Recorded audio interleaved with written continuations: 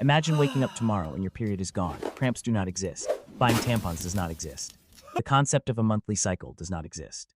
There is no fatigue, no bloating, no ruined underwear, no one telling you to just take a pill and push through the pain. What do you do? If your first instinct is, I would finally find some peace, congratulations. You just had the exact same thought every ancient woman lived out. Because for prehistoric humans, dealing with periods was actually almost entirely non-existent. The biggest lie we have been told about prehistoric life is that it was a non-stop, desperate struggle against a cruel environment. We imagine women in the distant past perpetually scrambling through dirt, forced to endure constant discomfort and unhygienic conditions while dodging predators. We look at our modern aisles packed with ultra-absorbent pads, high-tech sanitary cups, and pain relief medications, and we reflexively pity the women of the Stone Age. We assume their daily existence was defined by a crude, primitive version of our own exhausting physical reality. That is wrong. Almost completely wrong. And the reason we have held on to this narrative for so long is actually quite revealing. It is because we are guilty of a profound evolutionary arrogance. We have taken our own modern, industrial-era biology and draped it over our ancestors like a blanket, assuming that their internal clock was ticking to the exact same, fast-paced beat as ours. We project our 21st century stress onto them, failing to realize that we are the outliers, not them. We have built a world of artificial light, constant stimulation, and reproductive patterns that would have been unrecognizable to someone living 10,000 years ago. We look at the past through the fractured lens of our own current suffering. But when you start applying the principles of evolutionary medicine, looking at how our bodies were originally sculpted to function, the picture shifts entirely. The struggle was not where we thought it was. We were not looking at their reality. We were only looking at our own reflection. Here is something that genuinely freaks people out when they learn it.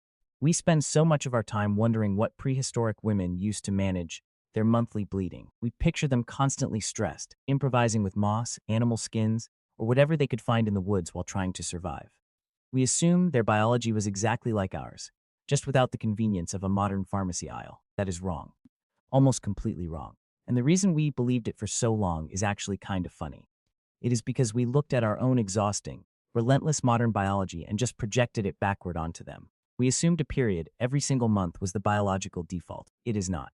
Or at least it historically was not. Let's break it down, because this is where the story gets genuinely extraordinary. The truth is, ancient women didn't have some brilliant, lost prehistoric equivalent to modern hygiene products. They didn't need them. They didn't deal with it. Because for the vast majority of their adult lives, it simply didn't exist.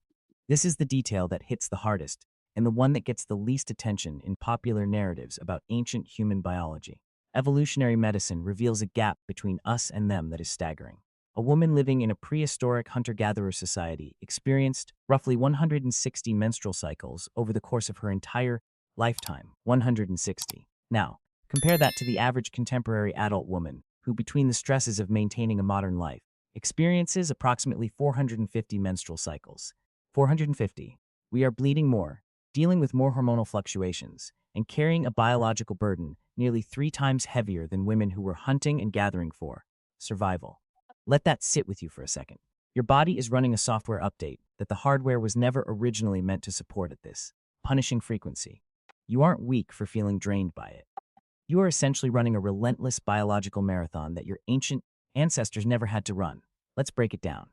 To understand why those numbers look so different, imagine the physical reality of that life.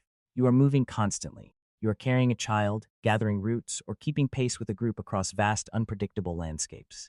Your body isn't just a container for your own survival. It is the engine for the next generation. The biological design here is ruthless. First, consider puberty. In that environment, the energy required to reach adulthood was significant. You didn't have the calorie-dense, sedentary existence that triggers early maturity today. You hit your reproductive peak later, meaning those early cycle years were pushed back. Then, there is the rhythm of life itself. Once you reach reproductive age, you weren't cycling in isolation. You were, for most of your adult years, either pregnant or lactating. This is the crucial part we often overlook: continuous breastfeeding.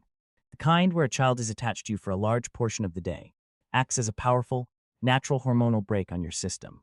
It triggers a state where your body essentially hits the pause button on ovulation. This was not a choice. It was the byproduct of a lifestyle where your child was your shadow. You were keeping a human alive in a world without nurseries, without bottles, without the luxury of separation. So, month after month, your hormones were calibrated for nourishment, not for the periodic shedding of the uterine lining. This is your hardware. Your body evolved to prioritize the survival of the offspring above the individual cycle. We live in a world where we have decoupled those processes, separating the cycle from the nursing, the signal from the biological reality.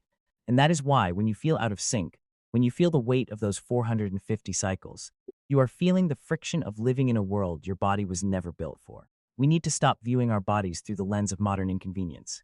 The exhaustion, the cycles, the hormonal shifts, these aren't failures of design. They are the friction created by a profound mismatch between our ancient, enduring hardware and this relentlessly fast-paced industrial world we've built. For centuries, we have treated the female reproductive system as something to be managed, suppressed, or fixed, so that it fits neatly into an 8-hour workday. We have made ourselves believe that if we aren't performing at a constant, linear level of intensity, we are failing. But you aren't failing. You are simply living in a biological mismatch that our ancestors never had to endure.